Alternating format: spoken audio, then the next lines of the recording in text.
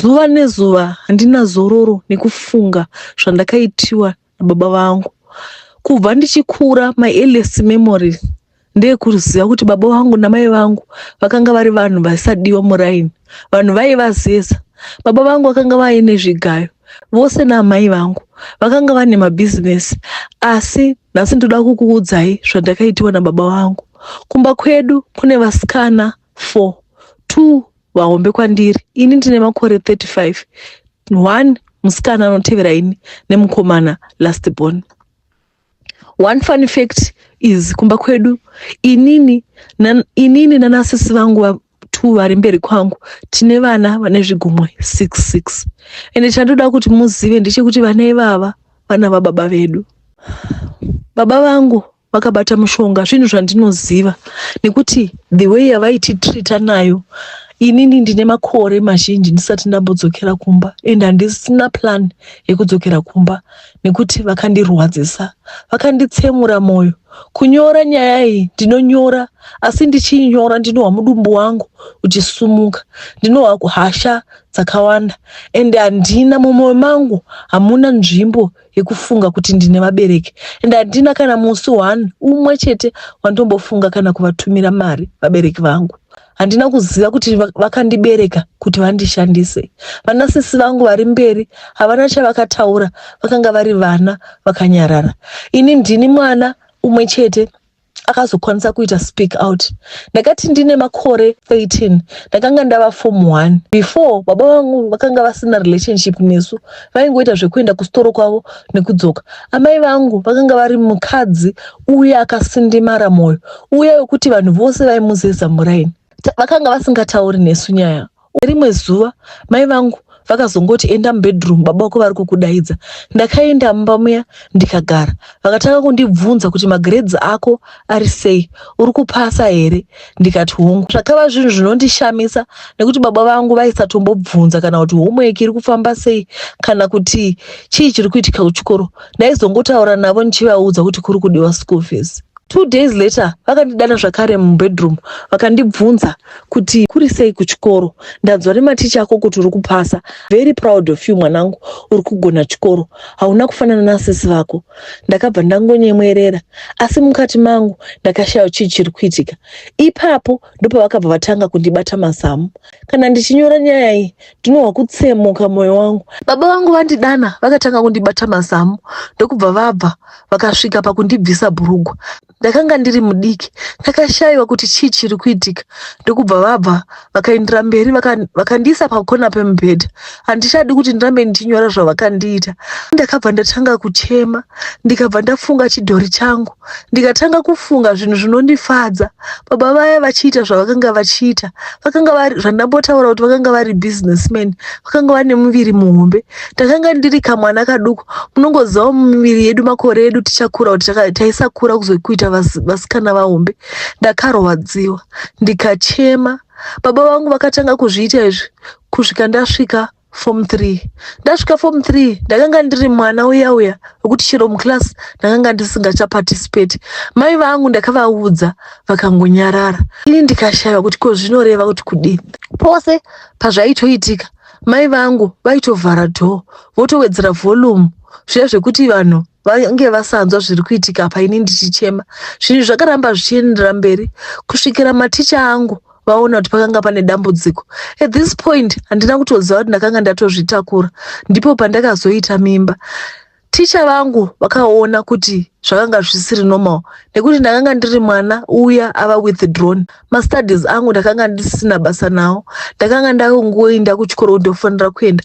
Kumba kwaisagarika nekuti mai vangu vakanga vari monster. Papedu pakanga pakanaka, takanga tine vashandi, zvese zvakarangenga. Asi chandakaona ndechekuti zvese izvi zvaiitirwa business. Vakazoya umwe musi nemumwe musikana wavaita kunge girlfriend yavo zvakare zvandakanga ndisingawisisi, vakatanga kutaura, vakanditarisa. Mai vangu ndivo vakazoti umwe musi vakuudza baba vangu vakati mwana achazvagwa ari down syndrome kana kuti ari deformed, nekuti ini nababa vangu takanga tiri munhu 1. Baba vangu vakaita kakutsamwa kandisina kuwisisa, ndokubva vabva vakaenda.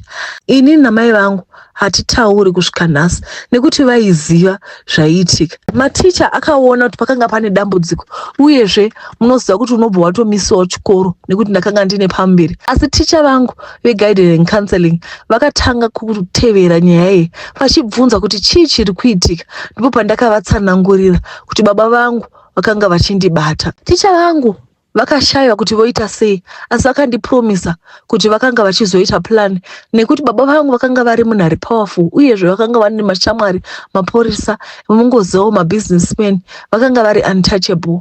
Inini namasisters angu takanga tisina relationship iya yekutaura. Pamba apa pakanga pachingori tense. Baba vedu pavaisvika kubva kubasa tose taitiza tonopinda mumabedroom tonyarara. Taisabvunzwa kuonekwa tisina zvatiri kuita kana kuonekwa takagara tichitaura nyaya. Kuchechi ndivo vaiti tiende, ivo vakanga vasingamboendi kana kuchechi. Mimba yakakura yangu yekuti ndinobatsirwa ndakarwadziwa. Ndakarwadzwa zvandisati ndambonzwa muupenyu hwangu. Ndaisakwanisa kubvisa mimba iyi, asi ticha vangu veguidance and counseling vakanga vakagara neni.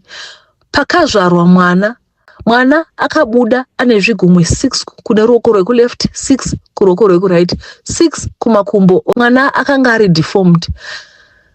Moyo wangu ukatsemuka. Ndaisaziva kuti mwana uyu ndofanira kuita sei naye. Ndofanira kumuda here? Ndofanira kumuvenga here? Yakanga ari reminder yezvinhu zvakanga zvaitwa nababa vangu. Masisters angu at this time vakanga vatotiza, asi chaishamisa ndechekuti masisters angu akanga aitawo pambiri vasati vambopedza kana form 4. Baba vangu vaiafoda kutiendesa chero kumaboarding school, asi hatina kuenda kuboarding school. Mwana wakazongoendesa kuboarding school ndiye mukomana. Indakazoona kuti ndaifanira kuprotecta munin'ina wangu. Ndakadzoka kumba ndikagara, asi ndaishaya kuti ndoita zvekudini. Ticha vangu veguidance and counseling vakaripota nyaya yekumaporisa, asi nyaya yacho yakangotsikwa zvikanzi hapana evidence. So zvakazoti zvakuvharwa, ticha vangu veguidance and counseling ndopa vakabva vangondiudza kuti musi wavanenge vachivhara kuchikoro sezvo ndakanga ndisingaendi kuchikoro ndaifanira kutiza navo toenda.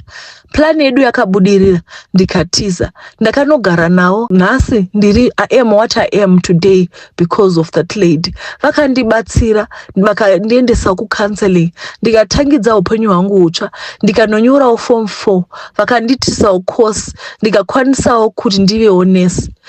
Pari zvino ndinogara kuUK. Ndisati ndaenda kuUK, munin'ina wangu musikana aitevera kumashure kwangu akanga atokura.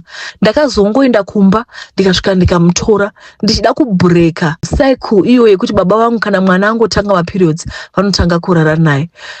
Musi wandakasvika kumba uko vakada kutanga kutonga namai vangu vachibvunza kuti wavingei pamba pano. Ndiwo musi wandakatanga kumira ndikavaudza kuti zvese zvamunoita ndinozviziva, munotibata muchitishandisa. Zvakanga zvakawanda zvaitaugwa mumaraini, asi ninhasi handipo pakutaura urombo hwavo.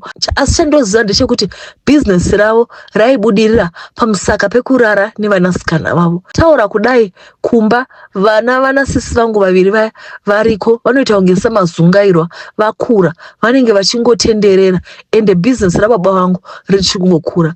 Musi uyu pavakandibvunza kuti ndakanga ndavingei pambapa nekuti ndakanga ndatiza uyezve ndiri black sheep, ndiri rebel, ndakamira ndikavaudza unhu hwavo, ndikapenga vakashamisika. Ndakatora munin'ina wangu ndikavaudza kuti mira, ndikavaudza kuti munin'ina wangu I'm not going to allow her kuti aite through zvatakaita. Ndiko kutora kwandakaita mwana wamai vangu. Ndakanga ndaa kucollege, handiti munoziva kuti kana uchiita nursing makore iwawo taibva tabhadharwa mari. Ndakatora mwana wamai vangu ndikamuendesa kuboarding school nechimari ichocho chandaiwana kugovernment yataihora. Akaramba ari kuboarding school.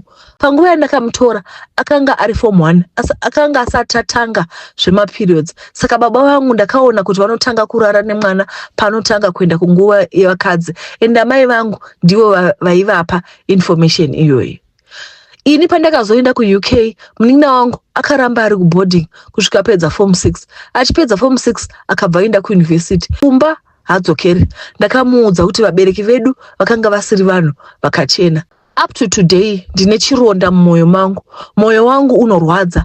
Baba vangu chero vakanzi vafa nhasi, amai vangu chero vakanzi vafa nhasi, kumbo rangu iri harifi rakatsika kumba ikoko pamusaka pezvavakatiita nemasisters angu. Masisters angu vari 2 vakazoroorwa, vane dzimba dzavo, asi unonyatsoona kuti munhu wese ane chironda.